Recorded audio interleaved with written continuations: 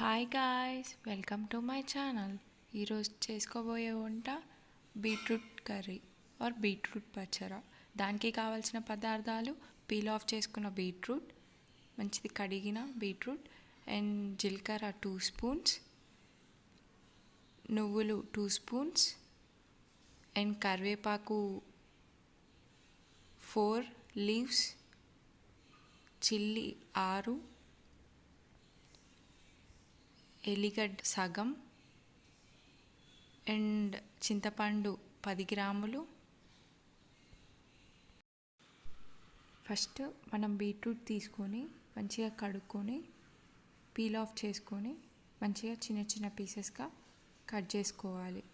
అలా చిన్న చిన్న పీసెస్ని ఒక దగ్గర ఉంచేసుకొని తర్వాత ఒక మూకుడన్నా ఒక బౌల్ అన్నా పెట్టి అది హీట్ అయ్యేదాకా వెయిట్ చేయాలి. అది హీట్ అయ్యాక జీలకర్రతో పాటు నువ్వులు కూడా వేసుకొని వేడి చేసుకోవాలి. కొద్దిసేపు అయ్యాక ఆ నువ్వులు జీలకర్రని ఒక బౌల్లో వేసుకోవాలి. అదే మూకుడులో వేడెక్కినాక ఆయిల్ పోసుకొని వేడెక్కించుకోవాలి. ఇంకా బీట్రూట్ అనేది దాంట్లో వేసుకోవాలి. బీట్రూట్ దాంట్లో వేసుకున్న తర్వాత స్పూన్తో కలుపుకోవాలి ఒకసారి, ఆయిల్ అంతా కలిసేలాగా. దాని తర్వాత మిరపకాయలు వేసుకోవాలి.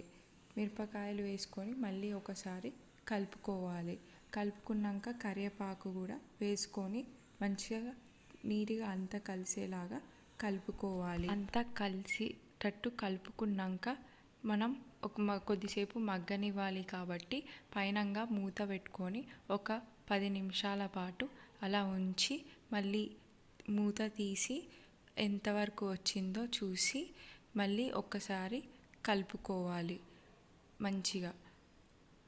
అలా అంతా ఒకసారి కలుపుకున్న తర్వాత చింతపండు తీసుకొని దాంట్లో వేసి అది అంతా కలిసేలాగా పూర్తిగా కలుపుకోవాలి. అది తర్వాత కొంచెం పసుపు వేసుకొని మళ్ళీ ఒకసారి అంతా కలిసేలాగా కలుపుకోవాలి. అలా అంతా కలుపుకున్నాక కొద్దిసేపటి దాకా అవి బాగా కుక్ అయ్యే వరకు బాగా అలాగే కలుపుకొని స్టవ్ మీదనే ఉంచుకోవాలి కొద్దిసేపటి వరకు. అలాగే స్టవ్ మీద మగ్గించుకున్నాక తర్వాత స్టవ్ ఆఫ్ చేసుకోవాలి. స్టవ్ ఆఫ్ చేసుకొని కొద్దిసేపటి వరకు ఆ బీట్రూట్ని చల్లారబెట్టుకోవాలి. చల్లారబెట్టుకున్న తర్వాత మనం ముందు వేయించుకున్న జీలకర్రను నువ్వులను తీసుకొని ఒక జార్లో వేసుకోవాలి. జార్లో వేసుకొని గ్రైండ్ చేసుకోవాలి.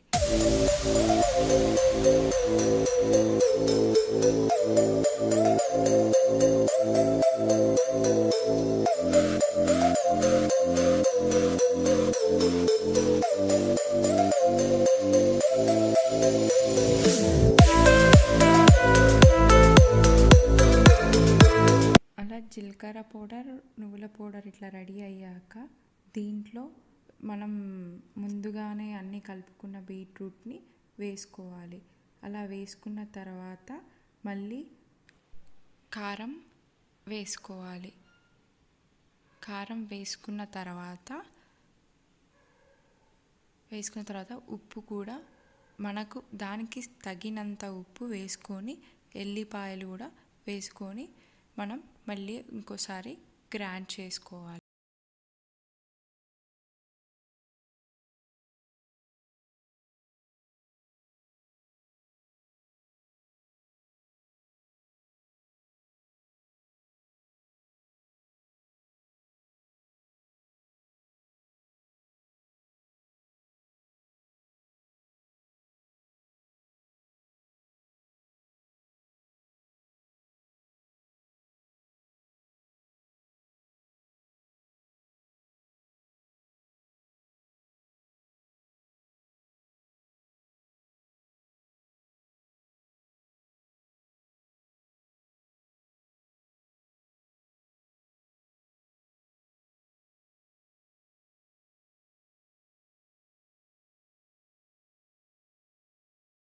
మనం గ్రైండ్ చేసిన తర్వాత ఆ పేస్ట్ అంతా తీసుకొని ఒక దగ్గర పెట్టుకొని ముందు చేసుకున్న మూకుడు స్టవ్ మీద పెట్టేసి అది వేడయ్యేంత వరకు ఆగాలి.